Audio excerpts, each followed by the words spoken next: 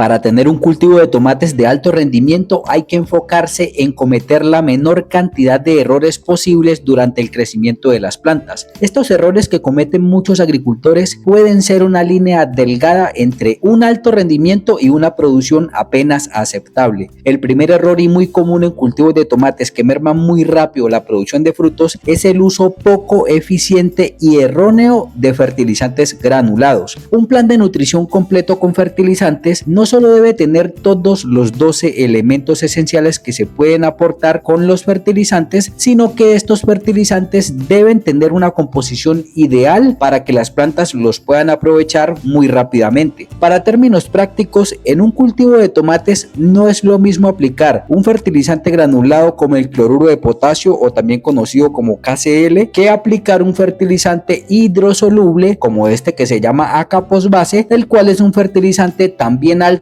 en la concentración del elemento potasio, pero en una formulación de óxido de potasio que es especial para diluir en agua y aplicar por sistemas de fertirriego o en modalidad drench. El cloruro de potasio o KCl es un fertilizante de liberación lenta con altas concentraciones de sales, por lo cual no es muy eficiente para cultivos de tomates por el rápido crecimiento de las plantas. Con esto no queremos decir que es un fertilizante malo, pero si se trata de tener un alto rendimiento en cultivos de tomates, la mejor opción es usar un fertilizante que libere esa concentración del nutriente de una manera rápida. Este mismo principio aplica para todos los nutrientes como el nitrógeno, el fósforo y demás elementos menores. Y para quien se pregunte qué pasa si se usa este tipo de fertilizantes granulados pero disueltos en agua, la respuesta es que aun cuando se disuelve un fertilizante como el KCl en agua, esto no cambia su estructura química, por lo cual continúa siendo un fertilizante de liberación lenta en el suelo, que además aporta grandes concentraciones de sales y también continúa siendo un fertilizante poco eficiente para ese crecimiento acelerado de las plantas de tomates. El uso de este tipo de fertilizantes, si se quiere,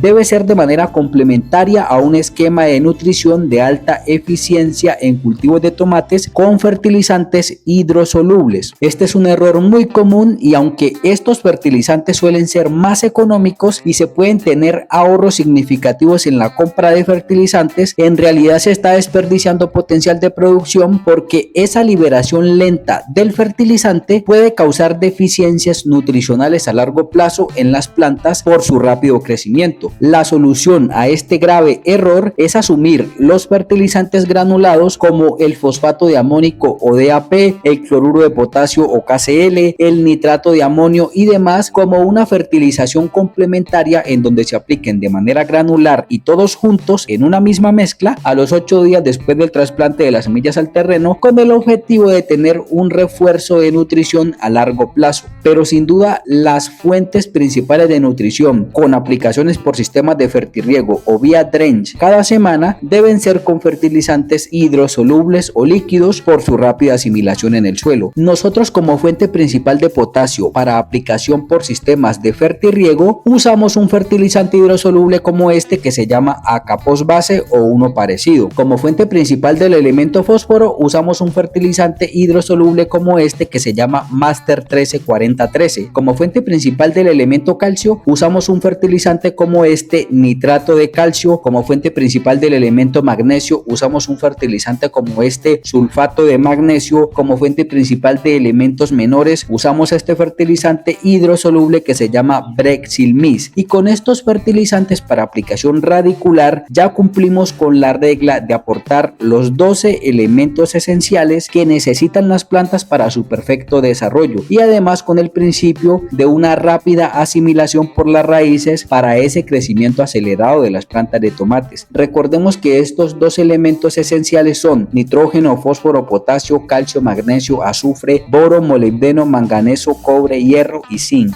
El segundo error y muy grave que hemos visto bastante en los agricultores tradicionales es demorarse mucho tiempo en los aportes de nutrientes esenciales a las plantas desde su siembra. Esto es muy simple de entender. Esta que vemos en pantalla es una gráfica con evidencia científica de la extracción de nutrientes en el suelo por las plantas de tomates desde el día del trasplante de las semillas al terreno. Esta información es tomada de los estudios realizados por la marca de fertilizantes Haifa. En esta gráfica gráfica podemos ver que los macronutrientes principales como el nitrógeno, el fósforo, el potasio, el calcio y el magnesio se encuentran definidos por líneas de diferentes colores, en donde podemos ver claramente que el nutriente que las plantas más necesitan desde el día del trasplante de las semillas al terreno es el nutriente nitrógeno, que se identifica con una línea verde. Esto se debe porque el nitrógeno como elemento mineral dentro de las plantas se transforma en sustancias como lo son aminoácidos, y estos aminoácidos se usan para crecer todo el tejido vegetal como raíces, tallos, hojas, nuevos brotes y demás. El segundo nutriente que las plantas de tomates más necesitan desde el inicio en el día del trasplante es el nutriente potasio, y que podemos identificar en la gráfica con la línea de color violeta. En muchas ocasiones se suele pensar que el nutriente potasio solo es necesario cuando los frutos están ya en crecimiento y llenado, pero este tipo de creencias solo merma la capacidad productiva de las plantas, ya que el elemento potasio cumple muchas más funciones desde el inicio en las plantas, como la regulación y apertura o cierre de poros o estomas, crear el vacío interno para la succión de agua y demás nutrientes desde el suelo por el sistema radicular. También ayuda a crear sustancias como enzimas y muchos otros procesos de crecimiento. Como pueden ver, el iniciar con el aporte del elemento potasio en cultivos de tomates después de los 30 días de haber trasplantado, como vemos en muchos casos, es un retraso enorme y es muy tarde para tener un alto rendimiento en cultivos de tomates. Y para quienes hacen estas prácticas y están teniendo buenos rendimientos es porque aún tienen una reserva alta de este mineral potasio en su suelo, pero cuando esas reservas se empiecen a agotar, los rendimientos decaerán rápidamente por el retraso del aporte de ese mineral. La recomendación es empezar a usar fuentes de fertilizantes que aporten al nutriente potasio desde el mismo día del trasplante de las semillas al terreno, solo que esas fuentes de nutrición o fertilizantes deberían tener un equilibrio entre el aporte de nitrógeno, de fósforo, pero también del elemento potasio. En la gráfica, el siguiente mineral que las plantas de tomates más consumen desde el inicio es el elemento calcio. Luego vemos en la gráfica una línea de color azul que representa al nutriente fósforo, y de último vemos una línea de color blanco que representa al nutriente magnesio. Se ve claramente que las plantas necesitan todos los nutrientes desde el trasplante al terreno, y lo que cambia es su concentración del mineral según la etapa de crecimiento de las plantas y lo que necesiten. Para abordar con un ejemplo claro, una mezcla ideal para cultivos de tomates que hacemos en modalidad drench desde los 2 o 3 días después del trasplante se vería algo como esto.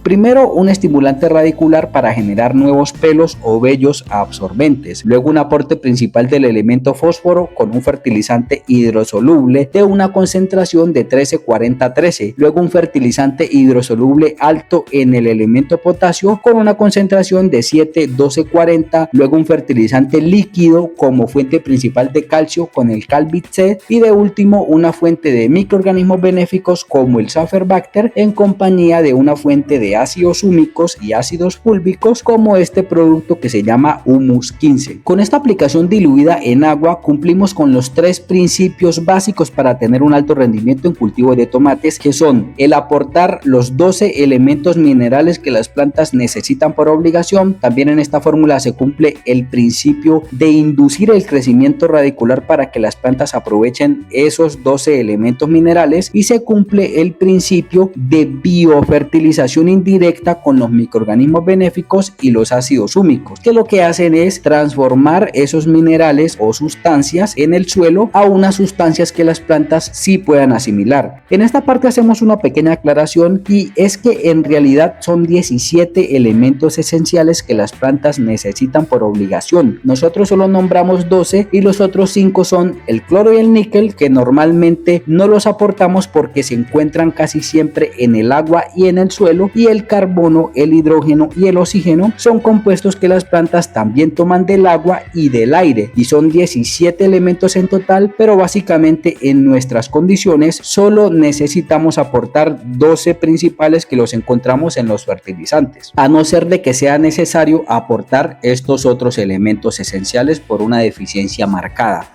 El tercer error que le pasa a muchos agricultores tradicionales de cultivos de tomates es hacer combinaciones con fertilizantes, insecticidas y fungicidas en una misma aplicación foliar. Aunque muchas marcas de fertilizantes expresan que sus productos para aplicación foliar tienen una compatibilidad con ciertos insecticidas y fungicidas, hay una cosa que no te dicen y es cuál es el porcentaje de asimilación en las plantas de esos fertilizantes en esas mezclas con insecticidas o fungicidas. Para muchos agricultores suena muy atractivo hacer una sola aplicación foliar en donde se incorpore todo el paquete nutricional con los fertilizantes y al mismo tiempo hacer un control eficiente contra insectos, hongos o bacterias. Y debemos recordar que compatibilidad de componentes en un recipiente no quiere decir máxima asimilación en las plantas. Toda aquella aplicación que se realiza de manera foliar con fertilizantes y bioestimulantes tienen una función específica y es entrar al sistema vascular de las plantas atravesando una capa cerosa que protege a sus células internas y que se llama cutícula, que es como la piel de las plantas en tallos y hojas, y luego deben atravesar un tejido celular interno que se llama epidermis, en donde se encuentran unos pequeños orificios que se conocen como poros o estomas para continuar hacia el interior de las plantas para poder ser aprovechados en el proceso de crecimiento o en el proceso interno que la planta requiera. Hasta aquí todo es muy claro con el mecanismo de entrada de los nutrientes aplicados de manera foliar, y todo aquel comportamiento que interrumpa el paso de esos fertilizantes o bioestimulantes hacia el interior de las plantas merma por completo la eficiencia de la aplicación foliar. Y lo interesante es que en estudios muy avanzados se ha demostrado que cuando se aplican insecticidas de los grupos piretroides, neonicotinoides, organofosforados, carbamatos y muchos otros grupos químicos de insecticidas, en donde se encuentran el 80% de los insecticidas comunes y que se usan para el control de plagas como moscas blancas y demás, pueden disminuir hasta un 60% la apertura de los poros o estomas en los tejidos vegetales de las plantas. Esto cambia por completo la efectividad de una aplicación foliar en donde se necesita que ingrese la mayor cantidad de fertilizante o bioestimulante a las plantas por esos poros o estomas. Lo mismo pasa con ciertos fungicidas de muchos grupos químicos que también afectan la apertura de los poros o estomas por donde deben pasar esos fertilizantes o bioestimulantes. Cuando mezclas un insecticida con un fungicida y adicionas un fertilizante para disminuir costos de mano de obra en la aplicación, no solo estás perdiendo dinero por la baja asimilación de estos fertilizantes, sino que estás mermando por mucho la capacidad de las plantas para aprovechar todos los recursos. Lo ideal es siempre dividir todas las aplicaciones con insecticidas y fungicidas de las aplicaciones con fertilizantes y bioestimulantes. Y otra recomendación es que esas aplicaciones deben ser a primera hora del día, ya que a media mañana y ya con la temperatura en incremento también se merma la apertura de los poros o estomas. Este es un análisis muy simple y entender este tipo de estrategias es lo que te ayudará a dar ese paso hacia una alta producción en un cultivo de tomates.